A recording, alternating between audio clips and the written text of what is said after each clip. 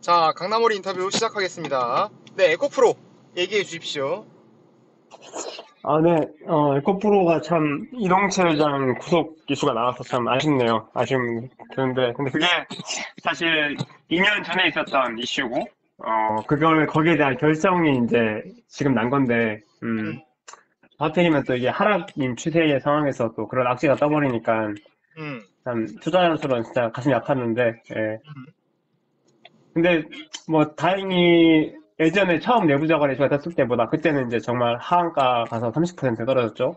음. 근데 이번에는 다행히 한 6%대에서 지지했던 것 같아요. 예. 그게 참 의외였어. 근데 거기에 대한 해석이 음, 이게 처음 발생한 이슈가 아니고, 음, 그리고 지금 이 에코프로를 가지고 있는 사람들의 마음들은 음, 대부분 이제 이미 그 단기적인 투자자들이 다 많이 떨어져 나간 상황이야. 음, 그러면은 지금 가지고 있는 사람들은 뭐 그 작년부터 뭐 장기 투자자들이나 음, 아니면 진짜 믿음이 강한 사람들이나 음, 이런 사람들이 남아 있으니까 음. 이런 악재가 실제 기업의 펀더멘탈을 해치지 않는다고 보는 거지. 어, 장기적으로 봤을 때 난 굳이 예전 내부 자금 이슈도 사실은 이슈 뜨고 음, 거의 주가 회복하는데 한 달, 두 달 걸렸어. 음, 그리고 그 뒤로 에코프로가 정상 제대로 올라오고 그 다음 급등이 나와가지고 지금 몇 배의 수익을 줬잖아. 음, 그러면은 에코프로 장기 투자자 입장에서는 사실은 이런 이슈가 터지면은 오히려 물량을 늘릴 수 있는 기회가 될 수도 있는 거고, 음, 그렇지. 그리고 이제 사실 뭐 그때 뭐 작년 재작년 사가지고 지금까지 가지고 있는 사람들은 음, 진짜 골수 투자자라고 봐야지. 진짜 뭐 기업이 자체가 펀더멘탈을 해치는 거. 우리가 예를 들어서 이 뭐 제품의 품질이 나빠져서 음, 마켓 시장을 뺏겼다. 음, 아니면은 생산 자체가 이제 뭐 음, 축소했다. 음, 그러니까 실제로 매출에 영향을 주는 그런 것들이 나오지 않는 이상 음. 그렇게 뭐 시각적으로 대응하지 않는다는 거지. 그리고 어, 사람들의 심리가 대부분 이런 악재 뉴스들이 음, 이제 이 에코프로를 가지고 있는 사람들은 악재 뉴스는 이거를 공매도하는 세력들이 만들어낸 뉴스다. 음, 거기서 만들어낸 분위기라는 걸로 기본적으로 인식을 하기 때문에 음, 사실 자기 자존심과 자기에 대한 믿음 때문에 자기의 선택을 포기하지 않는 거지. 음. 그렇게 보는 게 가장 맞는 것 같다. 난 이게 에코프로가 좀 뭐 부러웠던 점 또는 장점 LNF에 비해서 음, 장점이라고 하면 어쨌거나 오너십이라고 생각을 했었거든. 음, 이동채 회장의 강력한 카리스마, 리더십이 있으니까 물론 이제 회장에서 퇴임하긴 했었지만 음, 그 리더십, 오너십이 있었기 때문에 어, 과감한 투자와 과감한 홍보, 마케팅, 음, IR, PR을 할 수 있었다. 음, 좀 이렇게 생각했던 측면이 있었어. 음, 근데 그런 리더십의 부재라면 앞으로의 에코프로는 이동철 회장님이 있기 전에 에코프로와는 분명히 좀 다른 좀 레벨이 아닐까 생각이 들긴 해. 이런 점은 어떻게 음. 생각하세요? 근데 우리가 사실 작년에 그 이슈 터지고 나서 에코프로 그러니까 이동채 회장이 물러서고 어, 아마 경영선에서 물러섰지만 실제 경영하는 사람들과의 이 연결은 계속 있었겠지. 그치, 그치, 그리고 그냥 실제적인 경영에는 참여했을 거야. 그치. 어, 그런 상황이고. 근데 이제 앞으로는 이제 2년 동안 구속이 되면은 그 경영 활동이나 이런 걸 찬성 못 하는 건데.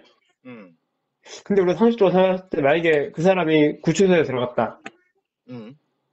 구치소에서 회사 경영인들을 못 만나는 이유는 없잖아.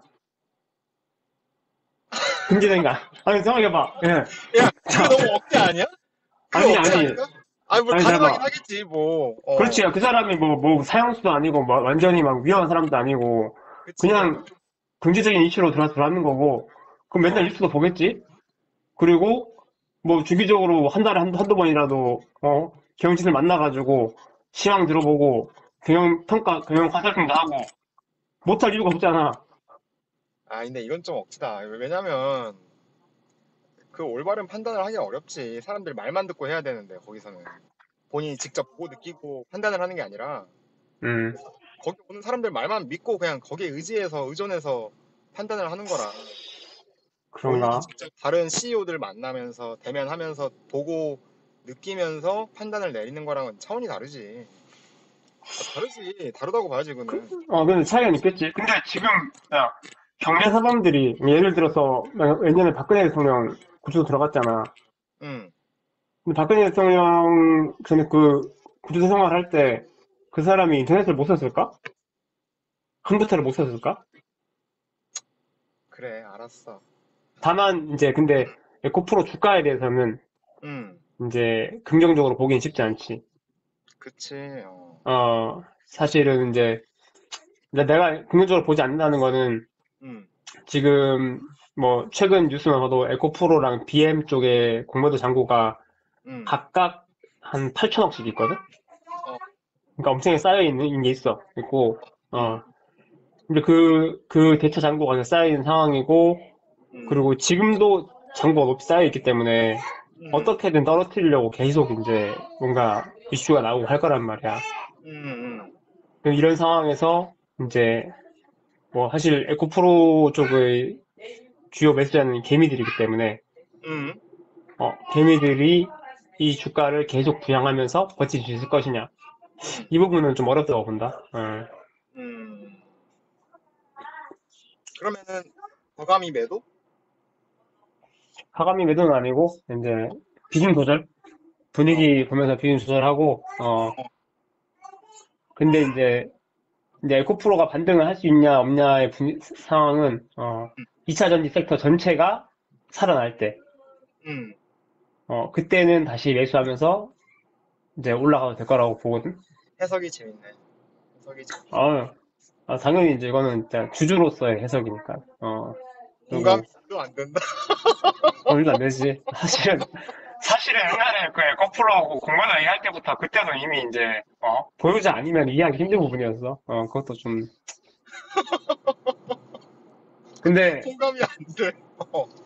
근데 지금 이제 뭐 LNF? LNF는 다행히 보니까 진짜 반사 이익을 보는 듯 반등이 나오긴 하더라고. 야, 고작 뭐 2% 오른 것 같다가 무슨 반사이익이야. 말도 안 되는 소리 하고 있어. 아니 근데 장초반에 3, 4% 올랐잖아. 장난해. 진짜. 아니 아니 투자자로서 좀 긍정적으로 생각하면 되잖아. 나는 아니 아무 거꾸로 샀지? 반응도 없어. 3% 올라봤자 아무런 음. 느낌이 없다고, 그냥. 아 그래 결국에는 이제 에코프로나 LNF의 문제가 아니냐. 이게 2차 전지 시장이 살아날 수 있냐 아니냐 이게 차이야. 지금 1, 2, 3월 달에 급격하게 올라온 그 예전 시장을 계속 이제 좀 내리면서 이제 외국인들이나 기관들이 이제 자기들이 그 쇼스로 수익을 보는 상황이고 내가 봤을 때는 뭐 BM은 한 60에선 찍으니까 이제 반등이 좀 나오는 것 같더라고. 그 모르지. 근데 뭐 약간 이제 기관이나 이쪽에서 매수를 하는 거 보니까 음. 뭐 조금 포지션을 바꿨을 수도 있다는 생각이 들었어. 주식이 어려운 이유는 음. 항상 말하잖아. 뭐, 사람이 너무 근시안적으로 세상을 보기 때문에. 그치. 그렇지. 그러니까 그게 사실은 이런 시기는 언제든 있었어. 작년 테슬라 빠질 때도 그랬었고, 지금도 어떻게 보면 지금 테슬라 발 악재 영향을 받은 거지. 그럴 수도 있고. 그래? 그래서 요즘 한창 이제, 나도 이제 변윤수님 영상 본다고 했잖아. 거기서 이제, 아니, 근데 그거는 이제, 어. 정말 그, 주식뿐만 아니라 인생을 살아가는데 필요한 부분이라서 보는 건데, 어. 사실 우리가 주식을 하고 이런 투자를 하는 활동들은 음. 이제 물론 경제적인 측면에서는 큰 부분이지만 음. 실제 우리 삶에서는 비중이 몇 프로 안 된다는 거야.